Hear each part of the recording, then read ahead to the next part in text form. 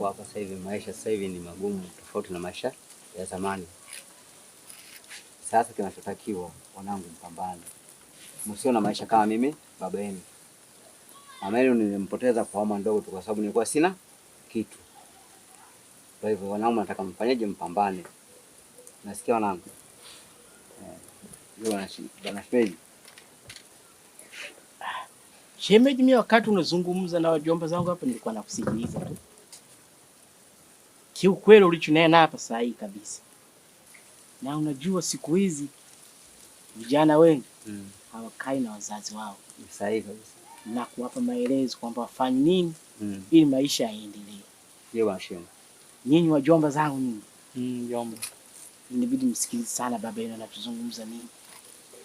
Maisha ya saizi bila kujiongeza hamwezi kutoboa. Nyinyi vijana, damu inachemka. Mambo ya kusafi kabisa kwenu. Mnaweza mkajitahidi kwenye kazi hapa na pale, mambo yakawa safi. Sisi tunashangaa tukapata matajiri hapa kati ya nyinyi wawili nyinyi. Kwa hiyo nitakia na nyinyi mjitahidi isije katokea dada yangu, maana ilikuwa hela kidogo tu. Yaani tumsafirishe kutoka hapa kwenda huku mbele huku ili akatibiwe. Wote sisi ndio hali zetu kama unavyoona hivi. Basi dada ndio hivi tena kahoa, ndio hivi saizi mbaki kwa wakili. Shemeji, mimi nimaliza. Wajomba zangu, nafikiri alafu wewe Laji wewe. Mimi najitahidi kuzungumza hapo kama unasinzia umeanza kula vidude? Hapana mjomba. Sasa shida yako nini? Mimi nimaliza shemeji. Haya, na hapo huyu mwanao Laji huyu. Huyu Laji huyu mimi naona da mtukutu sana wewe. Shemeji muone sana mwanao Laji. Mimi hapa brigadier, mimi nipo mwenzako hao. Mimi nitadili nao. Watanyoka kama lula hivi. Sawa sawa.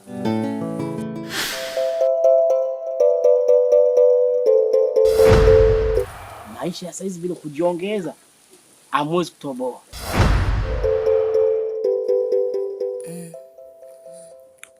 Ila alivyosema mjomba hapa ni kweli.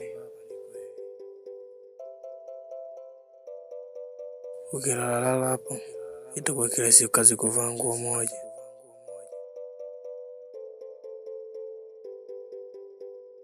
Ngoja nijiongeze.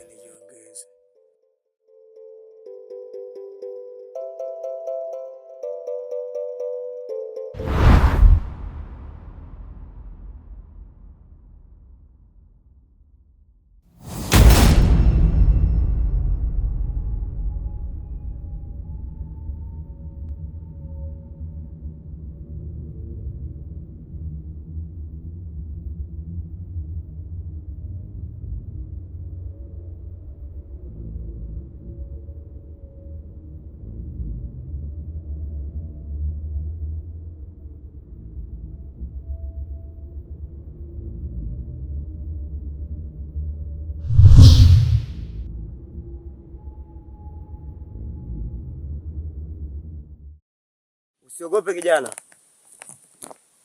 Karibu uketi.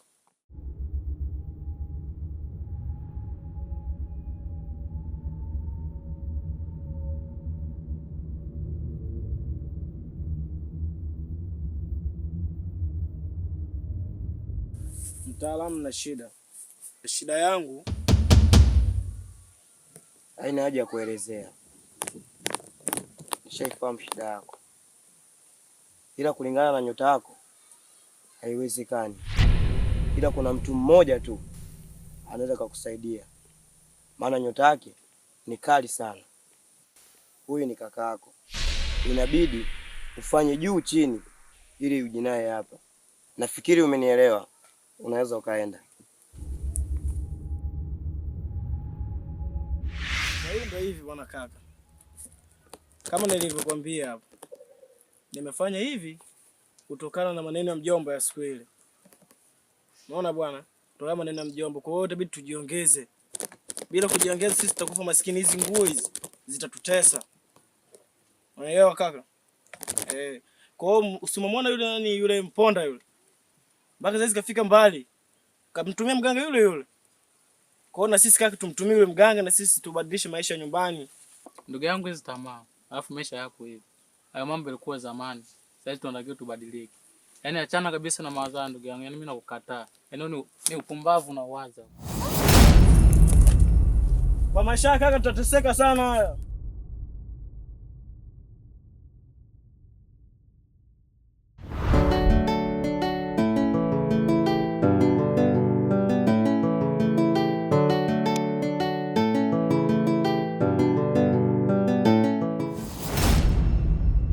Mtaalamu,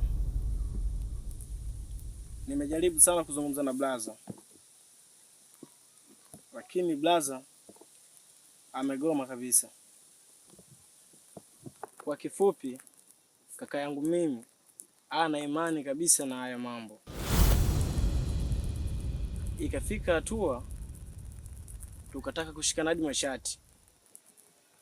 Mtaalamu, sijajua kama utanisaidiaje kwenye jambo hili. Sawa, hili ni tatizo dogo sana, naweza kukusaidia. Kuna dawa nitakupatia, kuna mahara utaenda kuweka.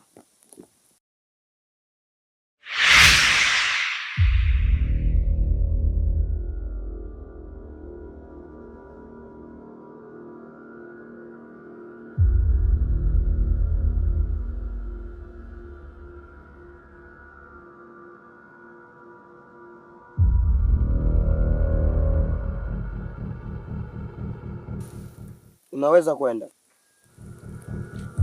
Sawa mtaalamu.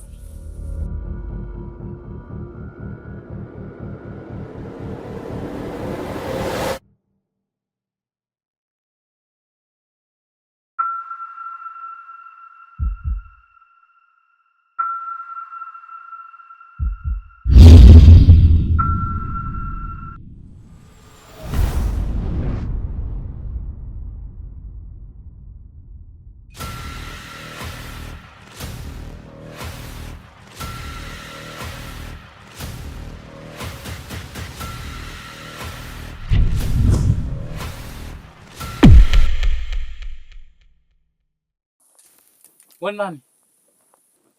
Mimi ni mtu salama. Hapa ni wapi? Kwenye makazi ya mtu salama. Una shida gani na mimi? Nisikilize kwa umakini sana. Pale nyumbani kwako, mle ndani unakolala, kwenye kile kitanda, chini ya mtu kuna dawa imewekwa pale.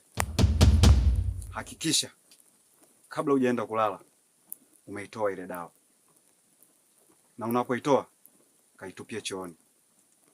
Hapo ndo utakuwa usalama wa maisha yako. Sawa, nimekuelewa. Asante.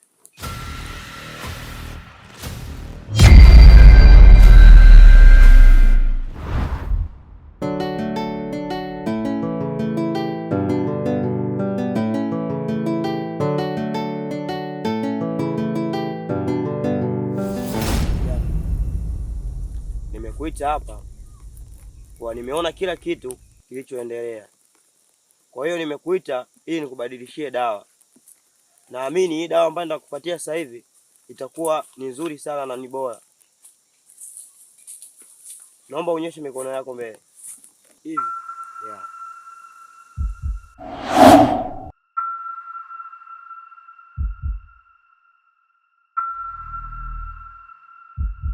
Jana, hii ni dawa imetoka uzimuni. Dawa hii masharti yake unabidi umpulizie kaka yako, na kipindi unampulizia macho yako na macho yake yatazamani. Sawa kijana? Sawa mganga. Nasi umenielewa. Unaweza ukaenda.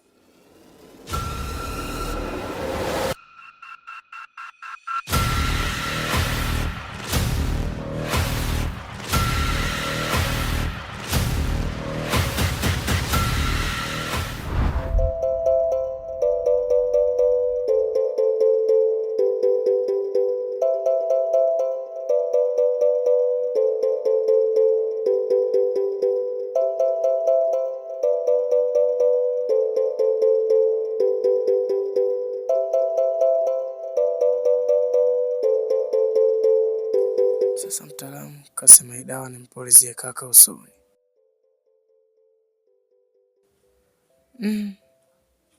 Nampuliziaje? Si nitaonekana mchawi? ila ngoja nikaongea na shemeji.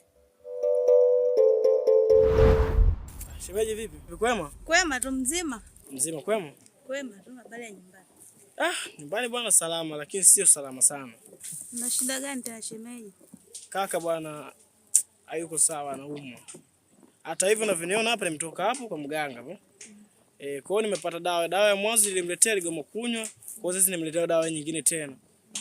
Sasa ninachokuomba shemeji yangu, najua sije kuomba kitu chochote hata siku moja.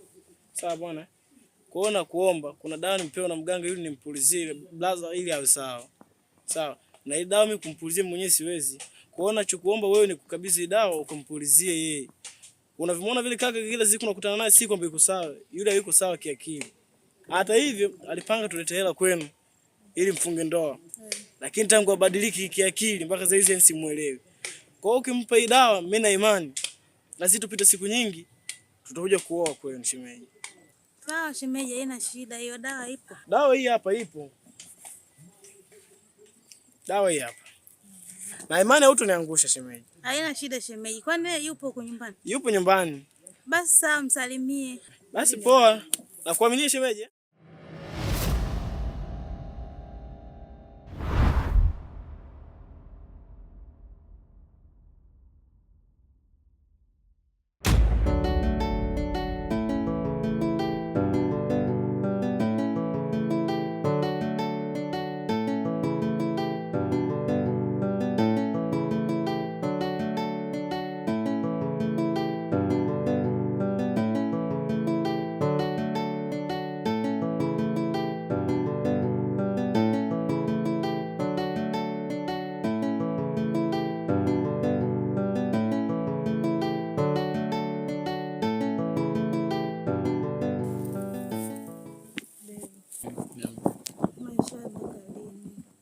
Sijali, mimi si ndo nipo napambana. Maana kila siku tunamna kichochoroni. Tumekuwa kama wanafunzi.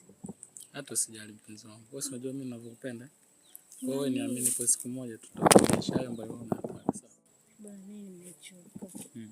Nahitaji unioe. Kwenye kukoa hapa ondoa shaka kabisa. Sawa? Wewe unajua nakupenda peke yako. Sawa, ila kuna jambo nataka nikwambie. Kitu gani? Hii ni surprise, unatakiwa ufumbe macho. Surprise tena. Ndio. Sawa, ninafunga. Fumba usiangalie. Mimi